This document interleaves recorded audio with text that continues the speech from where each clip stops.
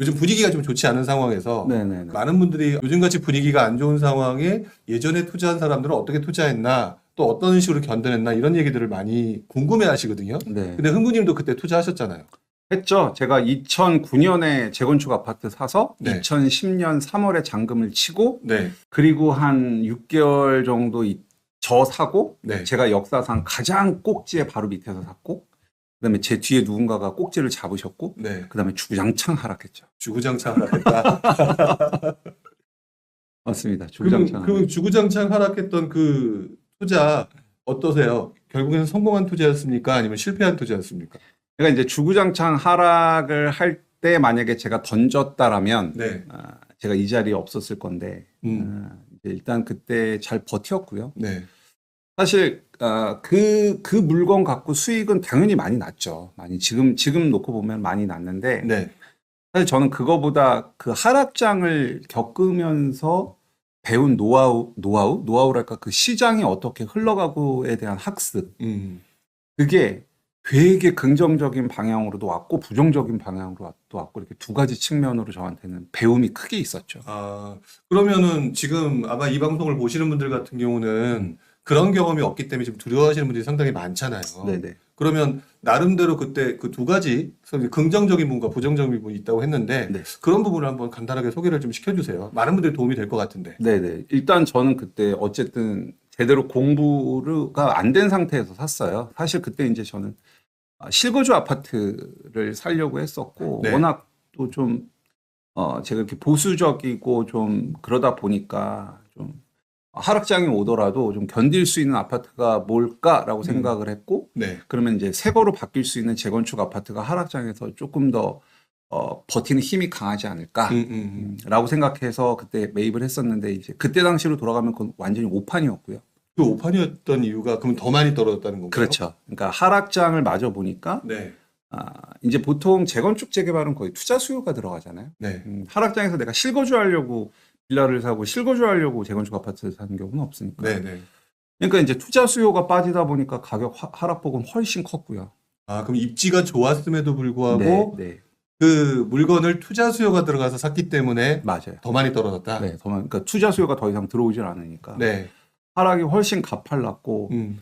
그러면서 지금 생각해 보면은 이제 그게 굉장히 좋은 매수 타이밍이었고 네. 이제 그 하락장을 겪으면서 제가 사실 그때는 뭐 첫 투자이기도 했기 때문에 네. 막 다른 걸 투자할 수 있는 상황이 안 됐어요. 왜냐하면 내가 영혼까지 끌어모아서 산 아파트가 뚝뚝 떨어지는데 제가 그 상황에서 돈을 더 모아서 다른 데 살 상황은 안 됐고 어떻게 보면 요즘 영끌한 사람들의 심리와 거의 같은 상황이었겠네요. 맞아요. 딱 그랬었고 네. 그래서 이제 제가 그때 생각했던 건 저는 어차피 이제 정비 사업을 투자한 거니까 그럼 이 사업이 어떻게 진행이 되고 하는 그 사업의 절차, 네. 뭐 조합이 설립돼서 조합원들 간의 커뮤니케이션을 어떻게 하고 하는 그런 거에 좀 공부를 좀 매진을 했었고 네네.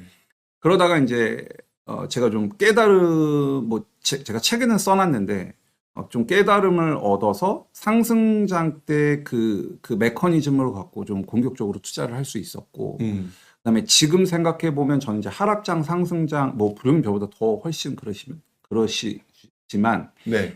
하락장, 상승장 겪으면서 이 시장 사이클이 이렇게 움직이는구나를 굉장히 많이 배웠고 네. 지금 침체장에서도 제가 어떻게 투자를 해야 되는지에 대한 방향성이 보여요.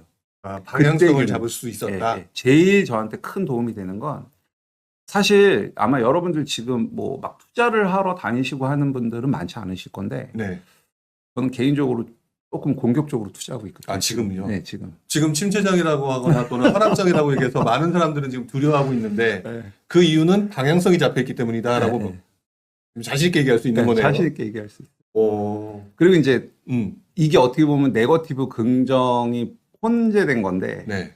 그렇게 하락장 되게 크게 겪다 보니까 네. 우리 한 2017, 18년부터 굉장히 많이 올랐었잖아요. 그러다 이제 그렇죠. 2019년 상반기에 주춤했었잖아요. 네. 대책 나오고 하면서.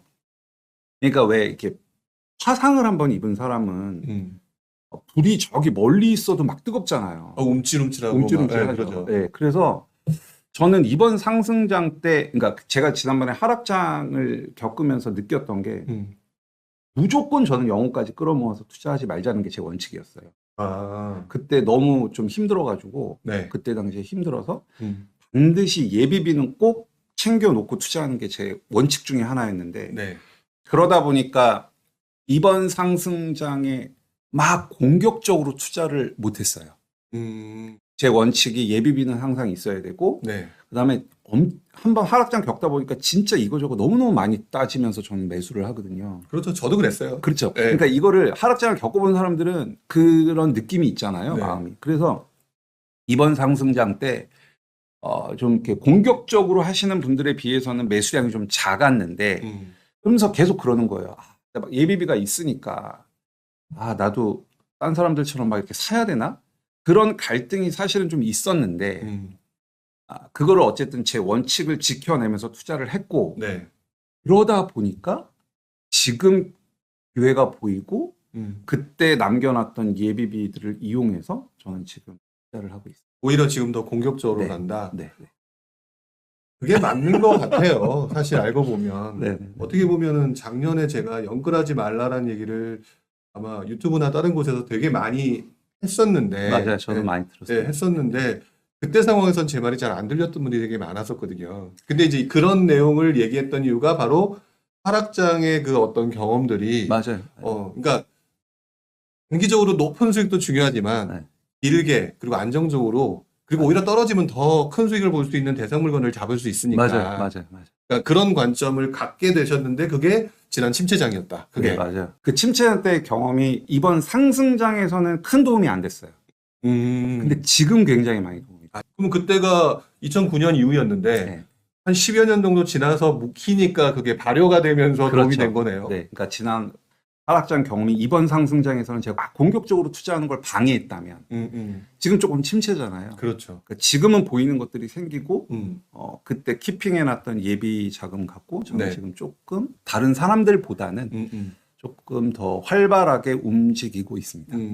그 활발하게 움직이고 있다는 것 자체가 또 어떤 분이 들으실 때는 좀 배 아프기도 하고 네. 또는 거기가 어딘데?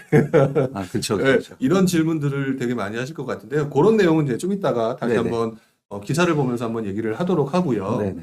그러면은 일단 요즘 시장 상황에서 원래 이제 제가 질문을 던지려고 제가 한 가지로 딱 준비해 온 게 하나가 있었는데 네. 요즘 시장 분위기를 그러면 흥부님은 어떻게 보십니까? 라고 얘기하는데 오히려 흥부님은 공격적으로 투자하고 있다네요. 그렇죠. 저는 공격적으로 투자를 하고 있고 사실 저는 제가 뭐 직업이 뭐 임대 사업도 하고 있고 강의도 하고 있고 뭐 책도 쓰고 있고 네.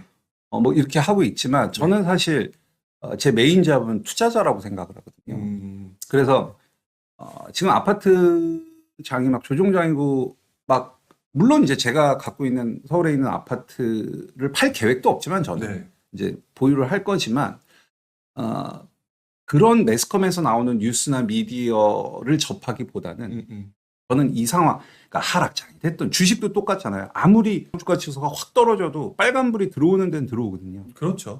어디나 그러니까 결국은 우리가 그런 시장을 바라볼 수 있는 눈을 갖고 있느냐 마느냐의 차이인데 저는 오늘 요 근래에 막 침체장 기사 나오고 하는 거에 에너지를 안 쓰고요. 그럼 내가 지금 어떻게 투자해야 될 거냐. 저는 그쪽에 거의 제 에너지의 80, 90%를 거기다 다 쓰기 때문에 그냥 뭐 아파트 거래가 안 된다. 네. 그냥 그런 건 데이터 정도로만 보고 그다음에 시장 분위기는 제 수강생분들한테 듣는 거지. 저는 제 나름대로의 시장 쪽을 지금 되게 많이 열심히 다니고 있습니다. 어떻게 보면 그런 거는 저랑 좀 비슷한 것 같아요. 이제 맞아요. 그만큼 또 하락장이라고 하는 그 경험이 네. 또 어느 정도 그게 기반이 된 것 같은데 사실 저 같은 경우도 물론 이제 저 같은 경우도 이렇게 부동산 노포라고 하는 방송을 통해서 뉴스 기사를 설명하잖아요. 네네. 그 설명할 때 보면은 여러분들이 너무 이 기사만 가지고 너무 집중하는데 이거는 이 비하인드에 이런 게 있으니까 이런 거 너무 집중하지 말고 오히려 싸게 사서 비싸게 팔 수 있는 방법에 대해서 궁리해라. 네, 맞아요. 예, 예. 항상 그런 얘기를 좀 하거든요. 네. 근데 결국에는 흥부님도 방향성은 그렇게 지금 가고 있다는 얘기네요. 맞아요. 그리고 지금 보이는 시장이 있고 제가 왜 과거에 어떤 경험을 토대로 제가 지금 이 시장을 왜 공격적으로 대하는지에 대한 과거 사례랑 지금 제 스탠스를 좀 설명하는 시간을 좀 갖도록 하겠습니다. 과거 사례와 스탠스. 네. 저는 말씀드렸다시피 2009년에 처음 투자를 시작을 했는데 이제 그 전에는 사실 부동산에 대해서 크게 관심이 없었었거든요. 근데 네. 이제 제가 재건축 재개발 투자를 지금 한 14년 정도 이 시장에 있다 보니까 네.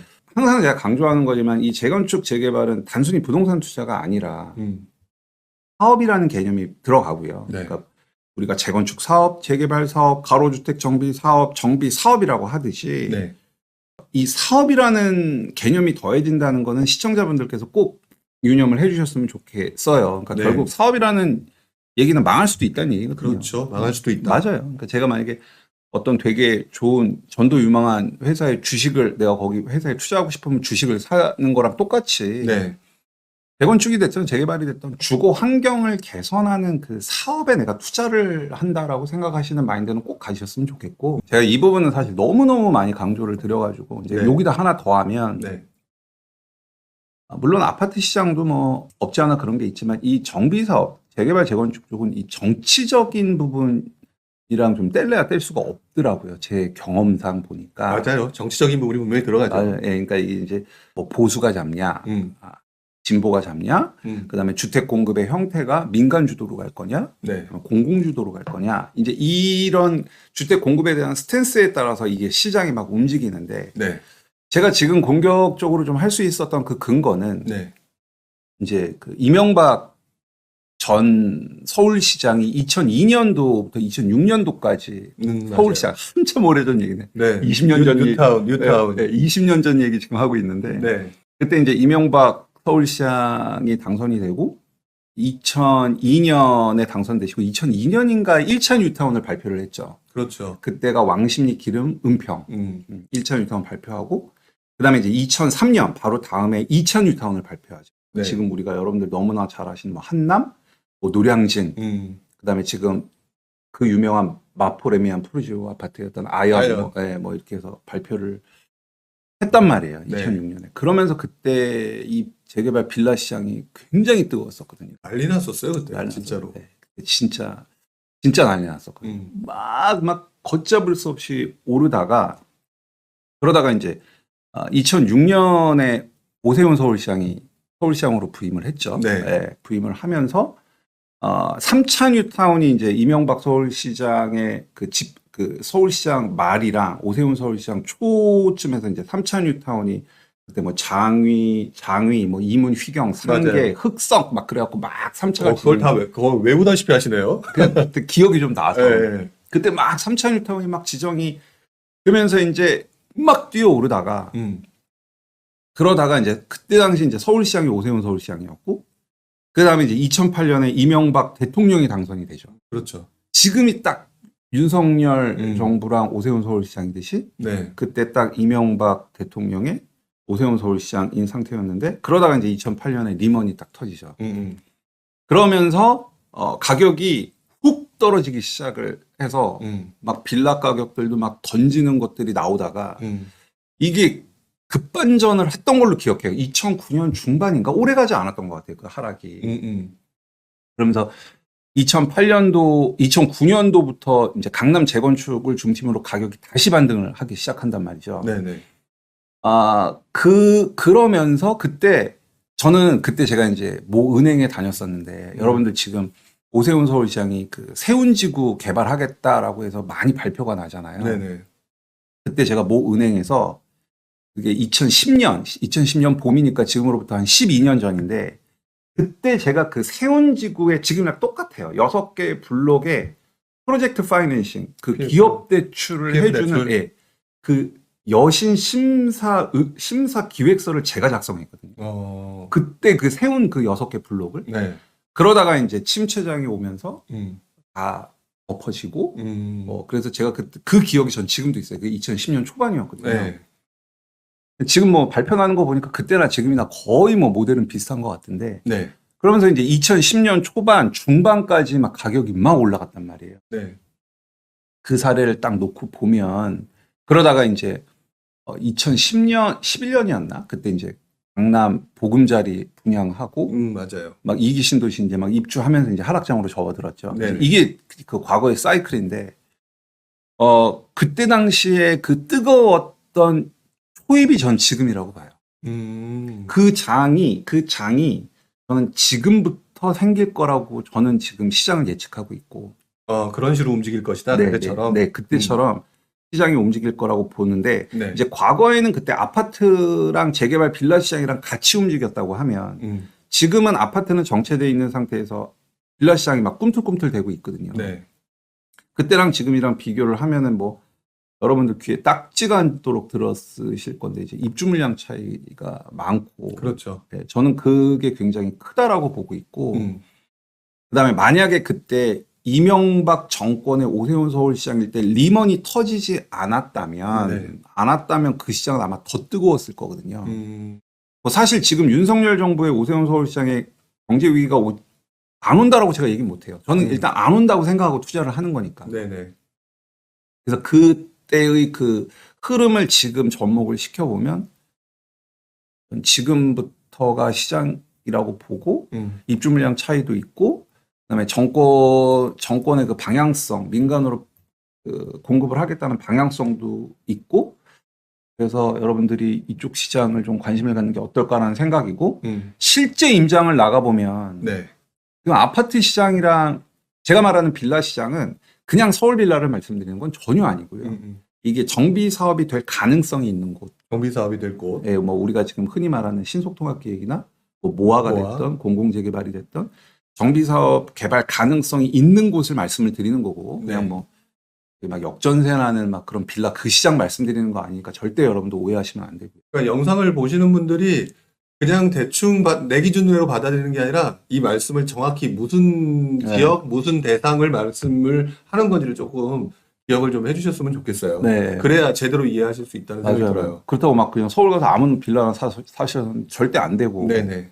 적어도 정비 사업, 개발 사업을 하기 위해서는 요건이 필요한 거고 그 요건에 대해서는 제가 지난 방송에 나와서 보는 방법이랑 알려드렸으니까 혹시 궁금하시면 다시 찾아보시면 될 것 같고 비주런 TV 영상에 나와서 그때 제가 GIS 로우라는 그 정비구역 지정 요건에 해당되는 그것도 다 알려드렸으니까 비주런 네. TV 시청하시면 될 것 같고 이 시장은 지금 너무너무 뜨거워요. 지금 진짜 너무너무 뜨거워요. 뭐 물건을 여러분들이 가서 뭐 이렇게 쉽게 살 수 있는 상황도 아니고 그 다음에 지금 지난주 금요일 날 신속통합기획 2차 공모 발표 났잖아요. 그렇죠. 예. 그러면서 이제 저 같은 경우는 아까 말씀드렸다시피 모아도 그렇고 신속통합기획 이번에 2차 뭐 내년에 3차 공모를 준비하는 구역에 좀 투자를 해놨단 말이에요. 네. 그러면은 거기 준비위원들이 지금 막 준비들을 하고 있을 거 아니에요. 네. 그거 보면은 와, 완전히 시장이 양분화돼 있구나라는 거를 많이 느끼고 뭐 수강생분들도 그렇고 그러면 흥부님 이 빌라 시장이 계속 갈까요라는 질문들도 많이 하세요. 근데 네. 제 개인적인 기준으로는 이제 과거랑 지금 사례로 봤을 때 저는 개인적으로 서울 외곽지의 신축 전용 면적 8사 기준으로 이제 실거래가를 보면 한 장씩 한 15억 정도까지 찍었다가 네. 지금 좀 꺾여가지고 한 13억 정도 뭐 거래는 안 되지만 네이버 호가 보면 한 13억 중반 정도에 있는데 서울 외곽 기준입니다. 외곽. 그런데 저는 요게 10억까지는 이 개발 사업의 동력이 계속 유지가 될 것 같아요. 그러니까 아파트가 떨어진다 하더라도 네. 결국 10억 정도에 해당되는 그 빌라가 나중에 그 정도에 해당될까지 네. 계속해서 유지가 되면서 그 빌라는 자체는 바닥에 이거 밑에서 받쳐주고 있는 느낌이 좀 네. 강하다고 봐야겠네요. 그러니까 결과적으로 재개발이 됐던 정비 사업이 됐던 이게 추진이 되려면 네. 그러니까 지난 하락장에서는 모든 사업이 다 거의 중단되다시피 했는데 네네. 이 개발 사업이라는 게 계속 유지가 되려면 주변에 있는 아파트 가격이 어느 정도는 형성이 돼줘야 되는데 네. 저는 그거를 서울 외곽 전용 면적 8사 신축 기준으로 10억이라고 보고 있고 그러면은 최고가를 15억이라고 보고 10억이라고 보면 대략 33% 정도 떨어진 가격이 되니까. 네네. 뭐 요즘에 그 하락론자들 나오셔가지고 30% 정도는 하락할 수 있다라고 얘기를 하고 있잖아요. 그렇죠. 30% 정도는 하락할 수 있다고 저는 개인적으로 동의하지 않지만 그분들 말씀대로 한 30% 정도 하락한다 손 치더라도 네. 이 개발 가능성이 있는 빌라 지역의 가격이나 사업 추진은 정상적으로 갈 거라는 게 제 판단입니다. 그래서 전 그거를 기준점으로 잡고 그러니까 있어요. 과거 사례를 봐도 그렇고 네. 그다음에 지금 현재 모습도 어떻게 보면 굉장히 좀 비슷한 부분이 많고 네네. 그리고 또 리먼 브라더스 사태처럼 그렇게 특별하게 네. 그런 것만 아니면 이 빌라 시장, 특히 이제 개발이 가능한 네, 그렇죠. 이 빌라 시장은 꾸준히 이어질 거라는 방향성을 갖고 있다. 네, 그리고 이렇게 말씀을 드릴 수 있겠네요. 네, 그리고 아까 말씀드렸던 그 기준점은 외곽 지역의 전용 면적 8사의 신축이 10억이 깨지지 않는 이상은 계속 갈 거고, 만약에 그 10억이 깨져버리면, 네. 그러니까 즉 최고점 대비 30% 이상 떨어져 버리면 이 시장도 간다는 보장은 없는데, 저는 그 10억 정도만 지켜주면 이 시장은 계속 갈 거라고 보고 있고, 저는 그렇기 때문에 지금 이쪽에 관심을 갖고 있고 투자를 하고 있죠. 채팅창 맨 위에서 신통기획 좀 설명해 주세요. 이런 내용을 제가 잠깐 봤어요. 네. 제가 잠깐 그 기사를 하나 보면서 네. 한번 여쭤보는 게 맞지 않을까라는 생각을 좀 하는데요. 네. 자, 여기 보게 되면 신통기획 2차 공모. 그러니까 결국에는 이제 신통기획이 요즘에 조금 이슈가 되고 그러는 것 같아요. 자, 그리고 여기 보니까 상습 침수 지역의 가점이 검토된다. 아마 최근에 수해가 나다 보니까 맞아요. 이런 부분들의 얘기가 나오고 있는 것 같아요. 물론 이제 이 신문 기사의 세부적인 내용을 보기보다는 일단 먼저 아까 어떤 분께서 올려주셨던 것처럼 신통기획 도대체 뭔가요? 그리고 두 번째, 신통기획 된 거를 투자해야 되나요? 준비할 걸 투자해야 되나요? 될 것을 투자해야 되나요? 네네. 그리고 한 가지 더 한다면 그러면 어떻게 봐야 되나요? 네, 이렇게 아마 질문이 나오실 것 같아요. 오케이. 음. 자, 일단 신속통합기획은 여러분들이 어렵게 생각하실 필요 없고요. 네. 일반 우리가 흔히 알고 있는 민간 재개발, 뭐 노량진 뉴타운이 됐던 한남 뉴타운이 됐던 부가연이 됐던 장위가 됐던 상계가 됐던 그런 그냥 일반적인 민간 재개발인데 네. 이제 공공이 지원을 해서 속도를 좀 빠르게 내주겠다. 네. 라는 어떤 그런 프로그램을 입힌 거라고 보시면 돼요. 프로그램을 입혔다. 속도라는 프로그램을 입혔다. 네, 속도라는 프로그램을 입혔지 이게 네. 뭐 신통이라고 해서 별다른 다른 형태의 사업이 아니고 그냥 일반 민간 재개발인데 좀 인허가를 좀 빨리 해주겠다. 신통이라는 프로그램을 탑재가 되면 똑같은 컴퓨터인데 컴퓨터 잘 모르는데 그 속도가 빠르려면 뭐가 들어가야 돼요? 뭐 CPU, CPU. 램 뭐 이렇게 해야 되겠죠. 저도 잘 몰라요. 똑같은 컴퓨터인데 CPU나 램이 더 좋은 반도체를 넣으면 더 빠르듯이 네. 그 신속통합 계획도 똑같아요. 그냥 민간 재개발인데 네. 이제 서울시에서 좀 속도를 빠르게 해주기 위한 CPU를 교체해줬다. 뭐 이 정도로 생각하시면 되는 거죠. 네. 그래서 지금 뭐 아까 보셔서 아시겠지만 이제 지난주에 이제 발표가 났는데 네. 상습 침수 지역 가점 검토 제가 지난번에 이거 홍수 나고 그리고 제가 제 블로그에다 칼럼을 썼어요. 상습 침수 구역에 네. 이번에 신속통합기획 선정이 되고 앞으로 선정될 모아에 분명히 이거 침수 지역이 가점이 들어갈 거다라고 제가 블로그에 썼었거든요. 이런 발표가 나기 전에. 그럼 침수 지역의 가점이 올라가면은 반지하가 많은 거고 그렇죠. 이래야 반지- 예, 되잖아요. 예. 그래서 제가 칼럼을 썼는데 딱 이렇게 결과적으로 맞췄죠. 이럴 때 짜릿하죠. 그렇죠. 짜릿합니다. 혹시 여러분들 뭐 우리 동네 반지하 비율이 궁금하다라고 하시면 여러분들 제가 블로그에다가 제가 8월 16일 날 그 반지하 비율, 그러니까 전국에 있는 동네의 반지하 비율을 체크하는 그거를 올려놨으니까 혹시 네. 관심 있으시면 제 8월 16일자 보면 되고 경향신문에서 발표했던 건데 네. 그거 한번 보시면 될 것 같고 뭐였죠 근데 질문이? 그러니까 아까 그 신통기획이 뭐냐? 네. 그걸 말씀을 드렸고 그다음에 신통기획에 지정된 데를 투자를 해야 되느냐? 그렇죠. 예, 지정되지 않은 것을 투자해야 되느냐? 그렇죠. 그거는 네. 본인의 자금, 그다음에 투자 성향, 그다음에 뭐 내가 학령기의 자녀를 갖고 있는지 아니면 뭐 다 은퇴를 했는지 아니면 뭐 자녀를 위한 건지에 따라서 다 다르기는 한데 네. 아무래도 그 리스크를 테이킹하는 게 어차피 재개발은 좀 리스키한 상품은 맞아요. 여러분들이 재개발은 절대 안전한 상품은 아니에요. 그러니까 네. 마진이 큰 거거든요. 네네. 그래서 만약에 여러분들께서 좀 리스크를 내가 테이킹하는 거에 대한 두려움이 있다라고 하면은 선정된 구역으로 가시고요. 선정된 구역에서는 혹시 뭐 현금 청산이라든지 뭐 이런 그 공공재개발인가요? 그 리스크 같은 그런 건 없나요? 이제 뭐 권리 산정 기준이라고 해서 지금 작년에 선정된 21군데의 권리 산정 기준일은 작년 9월 23일이고 서울시까지 올라갔다가 떨어진 곳이랑 앞으로 신속통합 계획을 준비할 곳의 권리 산정 기준으로 올해 1월 28일인데 네. 이제 그 이후에 뭐 쪼개진 거를 사면 현금 청산이 되는데 이제 그런 거를 제가 방송에서를 막 디테일하게 얘기하면 시간이 너무 오래 걸릴 것 같고 네네. 여기 부룡님 부지런 카페에서 9월 24일인가 9월 24일 신동기획 강의하시죠? 예, 네, 신속통합 특강 하시니까. 특강 세 번째 여기 부지런 카페에서 하니까 거기 와서 한번 들어보시면 좋을 것 같고 일단 그렇게 해서 내가 어떻게 테이킹을 하느냐의 문제고 네. 이제 신속통합계획이 딱 선정이 되면 토지거래허가구역으로 묶여버려요. 그러면 제가 이제 실거주를 할 수밖에 없는 상황이거든요. 아, 그런 부분도 좀 재미나게 풀어나가는 걸 제가 강의에서 좀 설명을 드릴 거예요. 그 이제 실거주를 어떻게 극복할 수 있느냐 네. 그런 것도 제가 좀 말씀드리거든요. 팁을. 네네. 그러다 그러다 보니까 지금 어느 구역 어디를 가면 네. 저기 동작구 어디를 가면 네. 신속통합계획 선정된 구역이 있고 선정을 준비하는 구역이 지금 있어요. 근데 신속통합계획 선정이 된 구역은 토지거래 허가다 보니까 아무래도 수요가 붙기가 어렵잖아요. 그렇죠. 그리고 신속통합계획을 지금 준비하는 곳은 그냥 전세 끼고 사면 되잖아요.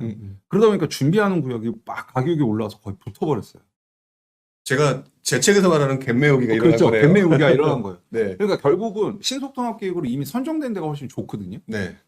그럼 이게 붙어버렸으니까 아이고 동작구라고 얘기해보니까 어딘지 다 나오네. 붙어버리다 보니까 저는 이렇게 됐을 때 굳이 네. 준비구역을 내가 막 쫓아가서 살 필요는 없고 상대적으로 얘가 지금 눌려있는 상태니까 요거 대지집은 8제곱미터 이하 같은 경우는 실거주를 하지 않아도 살 수가 네. 있거든요. 네. 뭐 여러 가지 방법이 있으니까 그런 쪽에는 좀 관심을 가져주셨으면 좋겠고 만약에 내가 신속통합계획을 앞으로 접수할 곳에 여러분들이 투자를 하고 싶다 그러면 네. 어느 정도 공부가 되셔야 돼요. 공부가 좀 돼야 네, 된다. 네. 그냥 왜- 쉽사리 찾는 건 네, 아니다. 그건 아니에요. 재개발 구역을 지정할 수 있는 요건 같은 것도 좀 아셔야 되고 네네. 왜 어디가 되는지 그다음 서울시 조례도 좀 아셔야 되고 네네. 그런 거는 여러분들이 당연히 공부를 하셔야 되고 이제 임장 가서 팁을 하나 드리면 그러니까 이제 재개발 이 시장에서만 한 14년 정도 있어 봤는데 네. 이 재개발이 잘 진행되려면 현지인들끼리만 사업을 진행해서도 안 돼요. 네. 왜냐하면 이제 보통 나이 많으신 분들이 많고 재개발을 진행하는 거에 대한 지식이 별로 없으세요. 그래서 결국은 재개발 진행이 잘 되기 위해서는 이 외지 투자자들과 그 현지 원주민이 잘 협업이 되는 구역이 보면 빨리 진행이 잘 돼요. 요게 잘 융화가 된 곳. 그런 거는 어떻게 알 수가 있어요? 그건 이제 임장을 통해서 저는 이제 확인을 하는데. 네네. 근데 이제 또 이 외지 투자자들이 들어와서 트러블이 나는 경우도 있어요. 그런 경우는 거의 뭐 좀 잘 안 되는 경우가 많은데 네. 이 외지와 현지인들이 잘 융화가 되는 곳은 네. 정말 사업이 진행이 잘 되고 네. 이게 역할 분담이라는 게 있거든요. 네. 이 보통 원주민들이 가지는 역할은 동의율이에요. 동의율. 네, 그러니까 지난 신통 같은 경우는 동의율이 30%만 넘으면은 공모에 응할 수 있었는데 이번에 2차 발표 난 거 보니까 물론 30% 이상이어야 되지만 동의율이 높으면은 가점을 더 주더라고요. 네. 그러니까 이제 현지에 계신 분들은 이 동의율을 높이는 데에 역할을 충실히 하시고 네. 이제 외지인들은 아무래도 이 정비 사업을 좀 하셨던 분들이다 보니까 그런 거에 대한 경험도 있고 대관 업무도 있고 할 거란 말이에요. 네네. 그쪽에서 역할 분담, 아레나를 명확히 가서 하다 보면은 그런 곳들이 꼭 신통이 아니어도 네. 민간이 됐던 어디가 됐던 사업 진행이 잘 되더라고요. 그런 거를 임장해서 체크하시면 좋죠. 여튼 신속통합 계획을 현재 준비하고 있는 곳에 내가 투자를 하고 싶다라고 하시면은 네. 그거는 좀 공부를 하셔야 됩니다. 그러니까 신통기획이라고 해서 그게 자체가 무조건 다 돈 버는 것인가 들어가자가 아니라 네. 조금 어떻게 찾을지 네네. 뭐 이런 것들에 대해서 조금 더 공부가 좀 필요하다. 네, 공부하셔야 돼요. 그냥 가서 사신다고 하면 뭐 제가 지난번에 화가랑 세력들 얘기도 드렸지만 네. 여러분들이 이 초기 재개발 시장에 투자하시려면 이게 정말 외지인들이 들어온 게 이게 진짜 진성인지 정말 여기서 주거 환경을 개선하려는 사업을 하는 것인지 아니면 그냥 시세만 띄워놓고 본인이 샀던 물건 다 팔아버리고 그냥 도망갈 사람들인지 이거 구별이 돼야 되거든요. 그러니까 이제 이런 거 구별하는 방법도 제가 좀 알려드리니까 네. 그러니까 신속통합 준비하는 곳에 투자를 하시면 아무래도 소액이에요. 확실히 좀 소액이고 네. 그다음에 이미 신속통합계획 선정되는 데보다는 물건이 좀 더 많고 그런 편의성은 있는데 여러분들이 반대급부로 공부를 좀 하셔야 되고 리스크가 있기 때문에 그 리스크가 무엇인지 그리고 그거를 내가 감당할 수 있는지에 대한 어느 정도 기준은 갖고 가셔야 된다. 자, 그러면 이거 말고 하나가 더 있잖아요. 모아. 요즘 들어서 네. 뭐 사실 저는 개인적으로 네. 제 의견이지만 네. 모아주택은 한마디로 하면 소규모예요. 맞아요. 소규모예요. 네, 소규모예요. 네. 그러다 보니까 저는 우리 이제 부동산 얘기할 때 입지를 우선으로 하는 것처럼 맞아요. 맞아요. 모아는 입지로 보게 되면은 소규모기 때문에 좀 애매한 부분이 있다. 이런 부분이 사실 편견 아닌 편견, 선입견이 있어요. 네네. 근데 어쨌든 사람들이 지금 신통기획이 이렇게 활발하게 움직이고 있다라고 하는 상황이 된다면 모아도 사실상 알고 보면 빌라잖아요. 모아도 빌라죠. 초기 재개발이잖아요. 맞아요. 초기. 근데 사람들이 그러니까 정부나 서울시에서 밀어준다고 하잖아요. 네, 맞아요. 모아주택은 다시 한번 좀 정리를 신통처럼 간단하게 정리를 해주시고 또 모아는 우리 어떻게 생각하시는 정도 한번 의견도 좀 들어보고 싶어요. 네, 이제 모아는 네. 이제 용어가 모아 타운과 모아 주택이 있는데 네. 그냥 쉽게 모아 주택은 네. 가로주택 정비 사업이라고 보시면 돼요. 음. 정확히 말하면 모아주택의 사업 모델은 네 가지가 있어요. 네 가지요? 가로주택, 소규모 재건축, 소규모 재개발, 자율정비 뭐 이렇게 네 가지가 있는데 왜 이렇게 복잡해요? 복잡해요. 그러니까 그냥 모아주택은 가로주택이라고 생각하시면 돼요. 네. 그 모아주택 하나가 가로주택 정비 사업 하나일 거잖아요. 음. 그럼 모아주택 A, B, C, D가 있으면 네. 이거를 하나로 묶은 거를 모아타운이라고 보면 돼요. 그러면 아까 부령님 얘기했다시피 모아주택 하나, 즉 가로주택 정비 블록 하나는 끼껏 아파트 지어봐야 한 동, 두 동이라는 굉장히 소규모죠. 소규모요. 그렇죠. 근데 얘네들을 모아놓으면 네. 겉에서 딱 보기에 아파트 단지 하나인 것처럼 보이잖아요. 지금 대표적으로 성공 사례 작년에 오세훈 서울시장 막 가서 사진 찍었던 데가 이제 번동에 있죠. 번동에. 네네. 거기 이제 시공사를 코롱 하늘채로 다 통일시켜서 아주 네. 이쁘게 나올 것 같은데 음. 이제 그런 형태인데 차이점을 일단 굳이 몇 가지만 좀 꼽자고 보면 네. 장단점이 되게 명확한데 일단은 큰 그림에서 보면 신통은 성공 사례가 너무 많아요. 성공 사례가 많다. 네, 왜냐하면 신통은 제가 아까 말씀드렸던 일반 재개발, 민간 재개발이라고 얘기했고 네네. 아까 제가 도입부에 얘기했던 뭐 마포레미안 푸르지오, 경희궁 자이, 왕십리 센트라스 이런 것들이 그냥 민간 재개발을 통해서 나온 신축 아파트니까 네. 성공 사례가 너무 많은데 모아는 사실 성공 사례가 없어요. 아, 아직까지는. 그렇죠. 왜냐하면 기존의 가로주택 사업은 있었지만 이거를 모아서 마치 하나의 아파트 단지인 것처럼 하는 사업은 지금 처음이기 때문에 네네. 성공 사례가 없다는 큰 차이점이 있고 신통은 예를 들어서 내가 지금 빌라를 샀을 때 나중에 아파트가 지어질 때까지 넘어야 될 허들이 10개라고 하면 네. 그러니까 예를 들어서 뭐 인허가가 됐던 뭐가 됐던 입주까지 골인하기 위해서 넘어야 될 허들이 10개라고 하면 네. 모아는 6개밖에 안 돼요. 되게 짧네요. 예, 사업 절차를 확 줄여준 거죠. 뭐 예를 음. 들면 사업 시행과랑 관리 처분을 합쳐줬다든지. 네네. 자, 이런 측면에서는 모아가 훨씬 유리해요. 사업 그 넘어야 될 허들이 적으니까. 네. 그다음에 이제 그 초기를 놓고 봤을 때 네. 이제 신통은 일반 민간 재개발이니까 이제 가장 큰 게 노후도라고 전체 건축물 수의 3분의 2가 노후해야 하는데 네. 모아는 이번에 오세훈 서울시장이 10% 포인트를 낮춰줘서 57%예요. 그러니까 건물이 좀 새 거여도 가능한 게 모아. 근데 이거보다 더 화끈했던 게 네. 신통은 노후도가 아까 67.7%라고 얘기했는데 철근 콘크리트 구조물이면 30년 이상, 나머지는 20년이 넘어야 그걸 노후하다 하거든요. 네네. 근데 모아는 철근 콘크리트를 30년에서 20년으로 확 낮춰버렸어요. 그래서 가다 보면 여기 신축이 많은데 여기가 됐다고? 라고 하는 이유가 그거예요. 노후도 비율도 낮춰주고 네. 그 노후 기준도 완화를 해줬단 말이에요. 그렇게 따지면 좀 속도가 더 빨라지는 거 아니에요? 그렇죠. 그러니까 그 선정이 되고 사업이 진행되는 데에 있어서는 네네. 신통보다는 모아가 더 유리해요. 네. 그런데 단점이라고 얘기하면 단점. 네, 단점이라고 얘기하면 신통은 구역이 하나고 조합장이 한 명이고 조합 언들로 구성되어 있는데 네네. 모아타운 같은 경우는 아까 제가 말씀드렸다시피 모아타운 내에 여러 개의 사업지가 있잖아요. 네네. 그럼 예를 들어서 4개의 사업지가 있다. 그럼 조합장도 4명이에요. 아, 진행이 되기 쉽지 않겠네요. 느낌이 딱 오시죠? 네. 네, 조합장이 4명이고 그 다음에 그 조합장에 소속된 조합원들이 다 달라요. 그리고 A, B, C, D가 사업 속도도 달라요. 네네. 왜냐하면 자기 블록만 해당이 되니까. 네네. 모아 주택들끼리 건축 협정이라는 걸 맺으면 지하를 뚫어서 주차장도 같이 쓸 수 있게끔 해주거든요. 네네. 그럼 그렇게 되려면 사업 속도가 A 블록, B 블록이 똑같아야 되잖아요. 네네. 그러면 어쨌든 뭐 이렇게 상가 시설도 지어야 되고 여러 가지 이슈들이 나오겠죠.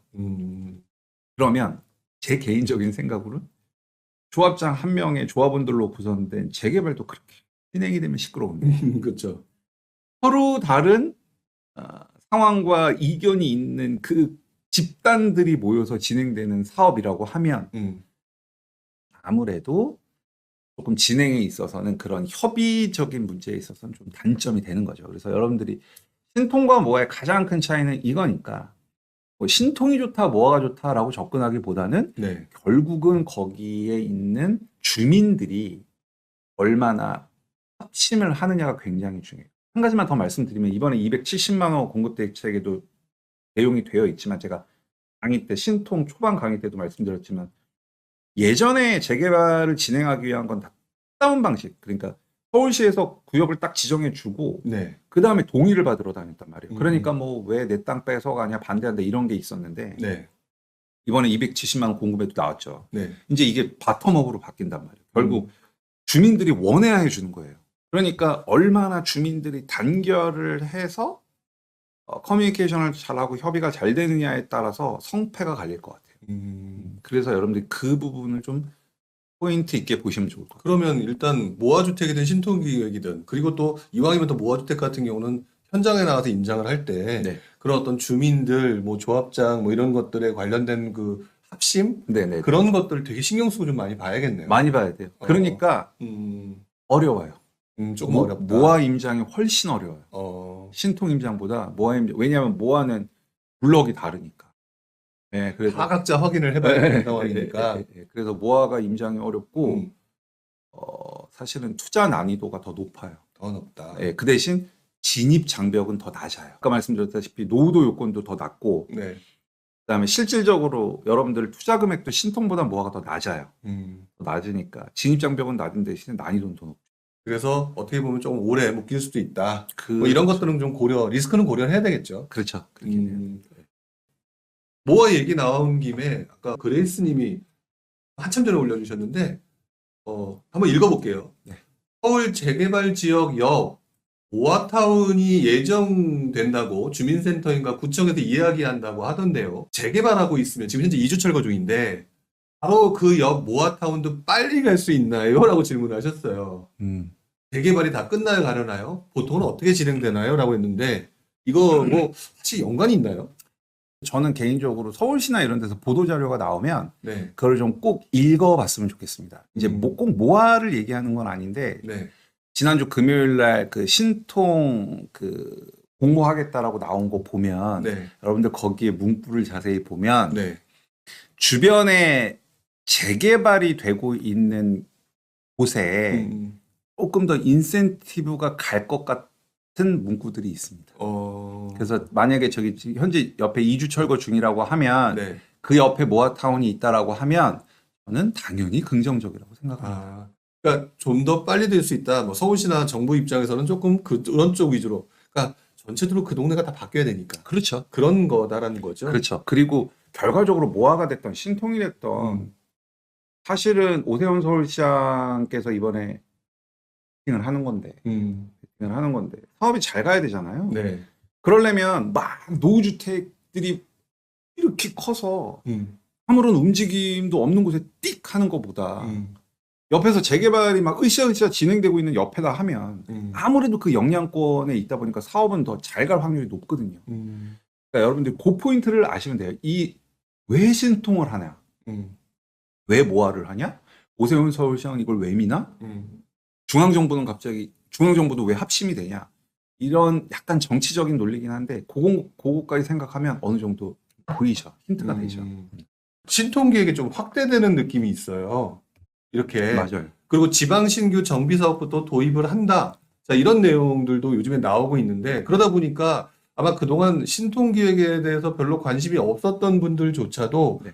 아니 서울에서 하는 게 그러면 경기도나 인천으로 갈 수도 있고 또는 지방으로도까지도 갈 수 있다라는 얘기를 아마 이제 조금씩 생각하게 되는 것 같은데 네. 그러면 방법은 사실 뭐 거의 비슷하다고 봐야 되겠죠. 네, 방법은 거의 비슷한데 사실 저는 여러분들이 지금 이 기사의 타이틀을 보면 네, 전국판 신통기획 나온다. 지방 신규 정비 사업부터 도입이라는 이 기사 헤드라인을 보면 네, 신통이 막 지방도 가네. 네, 그렇게 많이 생각할 수가 그렇죠. 있죠. 그리고 지방에 투자를 해야 되겠네라고 음. 생각을 하실 텐데 네, 저는 이 센텐스에서 제가 뽑아내는 핵심은 뭐냐면 내가 지방을 가야 되겠다가 아니라 결국은 신통은 작년 문재인 정부 때 오세훈 서울시장이 만들어낸 네, 개발을 활성화하기 위한 프로그램이잖아요. 네, 네, 이게 지방으로 간다는 얘기는 여러분들 잘 생각해 보세요. 이거를 중앙정부에서 억셉트를 했다는 얘기예요.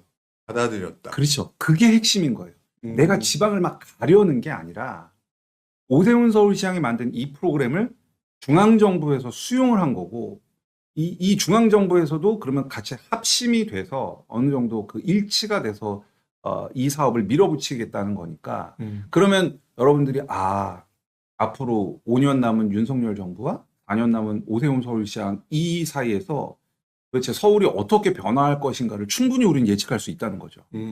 그게 핵심입니다. 어떻게 보면은 이제 이 기사를 보면서 이제 내가 투자할 곳을 먼저 찾게 되는 경우가 많잖아요. 그렇죠. 그러다 보니까 그냥 제목만 보고 그럼 지방 가야 되겠네라고 하지만 맞아요. 내용을 조금 더 생각해보고 비하인드를 생각해보면 그동안 특히 이제 우리 옛날 뉴타운 하다가 멈췄었던 맞아요. 부분인데 오히려 이 부분을 보면 정부도 그렇고 네. 이제 재개발 그중에 신통기획과 관련된 속도를 좀 빨리 내는 재개발의 방향성을 잡는구나. 그렇죠. 이렇게 받아들여야 된다는 거겠네요. 그렇죠. 네. 그 중에서도 방향성이 확실히 잡힌다면 공급이 부족한 서울 쪽이 좀 더 강할 수도 있고 그러면 또 이거를 좀 바꿔놓고 생각하게 되면은 지금 현재 서울의 가격이 하락한다라고 얘기를 하지만 이 신통기획과 같은 물론 이제 모아주택도 있지만 네, 이런 것들이 어느 정도 뭐 사람들한테 활성화되면서 가격이 쉽사리 떨어지기는 좀 어려운 맞아요. 그런 부분도 발생할 수 있겠네요. 네, 맞습니다. 아, 아까 도입부에 말씀드렸다시피 외곽 84 10억을 기준으로 봤을 때 그 네, 이하로 떨어지지만 않는다고 하면 네. 저는 이러한 이슈들이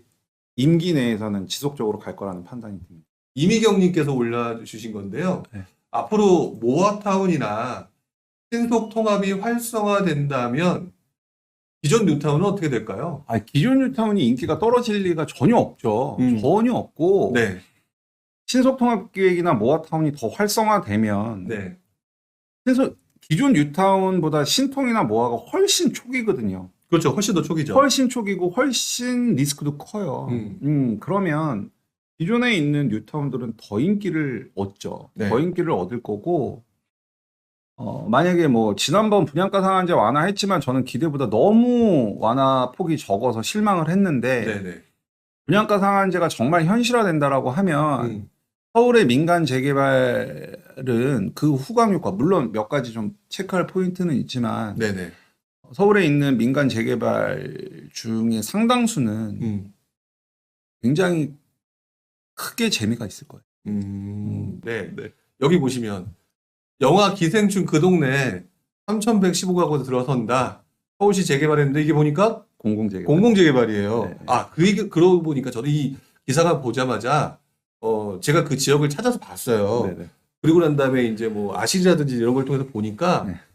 그 어디죠? 그 종로에 있는 그 자리를 제외하고는 대부분 다 보면 네. 그 주변에 진짜 뭐 공공재개발이든 민간재개발이 있는데 바로 옆에 만들어지는 게 거의 대부분이더라고요. 제가 되게 큰 힌트를 드린 거죠. 오늘. 네. 여기 방송에 나와. 그러면 이제 그 부분을 여러분들이 집중적으로 좀 보실 필요가 있겠죠. 네, 있어요. 자, 그러면 지금 솔직히 말하면은 민간재개발 쪽으로 좀 힘을 실어주는 것 같은데 네. 공공재개발 지금 어쨌든 지금 신규 후보지 지정을 했거든요. 네. 신규 후보지를 이렇게 지정을 했는데 이 공공재개발에 대해서는 어떻게 생각을 하세요? 앞으로 어떻게 진행될지 또 뭐 정치적으로 어떻게 된다라든지 나름대로 생각하시는 게 있을 것 같아요. 일단 저는 개인적으로는 공공재개발은 선호하지 않는데 여러분들이 예를 들어서 내가 서울에 빌라를 갖고 있다. 네. 근데 그게 빌라로 가만히 있는 것보다 네. 그게 공공이 됐던 민간이 됐던 모아가 됐던 뭐든지 되는 게 훨씬 좋은 거고 그럼 당연히 좋은 거고 네. 내가 만약에 투자를 한다는 입장에서는 저는 공공보다는 민간 쪽을 보시라고 더 말씀을 드리고요. 사실 공공재개발은 지난 그 문재인 정부 때 발표가 났는데 네. 분명히 이거 공공재개발 조합원분들도 계실 텐데 음. 사업 모델을 조금 뜯어 보면 네. 이제 보통 민간 재개발은 그 이제 나중에 내가 빌라를 샀는데 아파트를 받기 위해서는 분담금이라고 내거든요. 네. 내가 아파트 입주할 때 내 감정평가 금액에 모자라는 돈을 더 내서 아파트를 이제 소유권 이전 등기를 갖게 되는데 네. 그 형태를 보면 공공재개발은 이제 특정분담금이라고 해서 지금 되게 초기임에도 불구하고 너가 나중에 아파트 들어갈 때는 얼마를 내면 된다라고 그 분담금을 미리 앞당겨서 확정을 시켜주는 모델이란 말이에요. 네네. 근데 저는 그거에 대해서 저는 동의하지 않고 왜냐하면 입주 시점이면 뭐 10년 뒤일 건데 그게 지금 확정분담금이라고 해서 그게 그때 약속이 지켜질지는 전 만무하고 공공주도는 저는 리스크가 굉장히 크다고 보는 게 네. 결과적으로 정권을 누가 잡느냐. 서울시장이 정비사업에 대한 스탠스를 마인드가 어떤 사람이 앉느냐에 따라서 네네. 이 공공이 주도하는 사업은 막 엎치락뒤치락 할 수 있어요. 불확실성이 너무 커요. 그러니까 민간이 하는 사업은 어차피 민간한테 수익이 나면은 진행이 돼요. 네. 그게 뭐가 됐던 거기 있는 주민들이 수익을 낼 수 있으면은 진행이 된단 말이에요. 근데 네네. 공공은 뭐냐면 서울시장이 됐던 대통령이 됐던 새로 부임을 하면 전 정권이 됐던 그걸 이제 좀 색깔 지우기가 많이 들어가잖아요. 네. 그래서 이 헤드가 누구냐, 음. 정권을 누가 잡고 있느냐에 따라서 이 공공이라는 색깔 자체가 막 바뀌어버리니까 네. 저는 그래서 선호하지 않아요. 그러니까 결국 이것도 초반부터 계속 말씀하신 방향성이라는 걸 보는데 맞아요. 이 방향성이 사실상 정권의 변화에 따라서 되게 불확실하다. 맞아요. 어떻게 보면 불확실해요. 이 말씀이신 거잖아요. 네. 민간은 쉬워요. 그냥 아까도 말씀드렸다시피 주민들한테 이익이 되면 가는 거예요. 그거는 불변이거든요. 네. 이익이 되면 가는 건데 공공은 그런 주민들의 이익도 있지만 네. 누가 집권을 하느냐에 따라서 자꾸 방향성이 바뀌니까 예측할 수가 없잖아요. 이거는. 네. 그래서 저는 공공을 선호하지 않아요. 사실 이번에 정권이 바뀌었음에도 불구하고 공공 재개발 후보지가 선정이 된 거기는 해요. 맞아요. 근데 신규 후보지 8곳이고 그럼 또 다음에 지정한다고 해도 그렇게 많지도 않을 것이고 네. 그러면은 결국 이 자체가 공공 재개발이 효율성으로 보게 되면은 불확실성과 같이 맞물리면 그래도 전체적으로 뭐 신통이나 모아나 기타 뭐 민간 재개발들에 비해서는 조금 애매한 소지가 있다. 일단 그런 의견이시네요. 네, 제 개인적인 생각으로는 그렇습니다. 물론 지금 여기서 말씀드리는 게 항상 정답은 아니니까 여러분들이 이 부분에 대해서는 무조건 흥부님이 이렇게 얘기했어 이렇게 판단하지는 않으셨으면 좋겠고요. 저도 역시 마찬가지로 어떤 생각이 틀릴 수도 있는 거니까 여러분들 그런 점은 조금 한 번 더 좀 정제해서 받아주셨으면 좋겠다. 네. 이런 말씀을 좀 드립니다. 네. 시작하기 전에 썸네일을 제가 올리잖아요. 네. 가격이 떨어지는데 재개발 투자해도 될까? 네. 이게 질문이었었어요. 어떻게 보면 이거에 대한 답일 수도 있겠네요. 그렇죠. 지금은 해야죠. 저는 그렇게 판단을 하기 때문에 하고 있는 거고요. 여러분들이 원래는 제가 아까도 말씀드렸다시피 아파트 시장이 떨어지면 네. 재건축, 재개발은 더 많이 떨어져야 돼요. 왜냐하면 음. 실거주 수요가 없고 100% 투자 수요니까. 음. 근데 여러분들 근처에 한번 재개발 지금 한번 임장 가보세요. 전 월요일 날 노량진 갔다 왔고 그 전에 부가용 갔다 왔는데 아파트 시장이랑은 달라요. 물론 금매가 나오긴 하는데 네. 아파트가 떨어진 것만큼 재개발이 안 떨어진다는 얘기죠. 그 이유를 잘 보면 서울이 일단 너무 노후주택이 많고 그다음에 그 신축 수요에 대한 열망이 여전히 살아있고 저는 그래서 재개발 시장에서 무슨 포인트를 잡냐면 네. 투자 수요가 즉 살아있다는 걸 느껴요. 왜냐하면 투자 수요가 없잖아요. 투자 수요가 없다고 하면 재개발 재건축의 가격이 이렇게 유지가 될 수가 없어요. 네, 투자 수요가 없으면. 근데 이게 유지되고 버틴다는 얘기는 여전히 우리가 겉으로 드러나지만 않을 뿐이지 밑에서는 지금 투자를 하고 싶어 하는 사람들 그리고 그런 기대감이 여전히 굉장히 자리 잡고 있다는 거를 저는 현장에서 많이 느끼죠. 근데 일반인들이 생각할 때는 잘 못 느끼겠죠. 네, 잘 느끼지도 못하고 또 재개발 재건축 이제 가서 보면 뭐 이제 주로 이제 재건축들을 많이 보시고 신문 기사도 나오지만 재건축 아파트 많이 떨어졌다더라. 그다음에 재개발 빌라도 많이 떨어졌다더라. 뭐 인천 재개발 또 많이 떨어졌대더라. 뭐 이런 얘기들이 계속 나오고 있잖아요. 일단 그 중에 정비 사업 중에서도 저는 재건축 재개발을 좀 분리해서 봐야 된다라고 하는 거고, 저는 개인적으로 둘 중에 보면 재개발이 훨씬 더 유명하다고 주장을 하는 사람이고, 뭐 그런 투자 테크니컬한 기술이나 이런 것들을 봤을 때 훨씬 네. 시장을 공략하고 수익을 크게 낼 수 있는 시장이 저는 재개발이라고 보고 있고, 네. 재건축은 아무래도 그 정책 요건, 이번에 이제 270만 원 공급 대책에도 알맹이가 없었잖아요. 그렇죠. 그런 거에 좀 영향을 받는데, 재개발은 그런 거로부터 오히려 더 완전히 분리가 되어 있고, 지금 서울시나 중앙정부에서 하는 거 여러분들 보시면 알겠지만 엄청 미뤄지잖아요, 지금. 그렇죠. 완전 재건축 재개발도 다르거든요. 그리고 또 지역도 달라요. 제가 말씀드리는 건 서울을 말씀드리는 거고, 뭐 인천이나 뭐 대구나 뭐 이쪽 재개발 시장은 상황이 별로 좋진 않죠. 많은 분들이 저한테 이런 말씀을 드려요. 지금 거의 이제 끝날 시간이 다 되니까 저도 조금 정리를 좀 해야 될 것 같은데, 네. 아까 제가 말씀드렸던 것처럼 가격이 떨어지는데 재개발 투자해도 될까요? 라고 했을 때, 네. 그러면은 그런 것을 하기 위해서는 신통계획이나 노화나 뭔가 방향성을 가지고 지금 속도를 내주고 밀어붙이는 쪽에 조금 집중하는 게 맞거나, 맞아요. 아니면은 그냥 우리 민간 재개발을 한다라고 하면은 나름대로 좀 속도가 좀 진척도가 좀 빠르고 네. 이런 것들로 진행하는 게 아무래도 맞는 거겠죠. 그렇죠. 그러니까 여러분들이 만약에 초기 쪽으로 투자를 할 것 같으면은 네. 신통 모아 쪽을 보는 게 맞고요.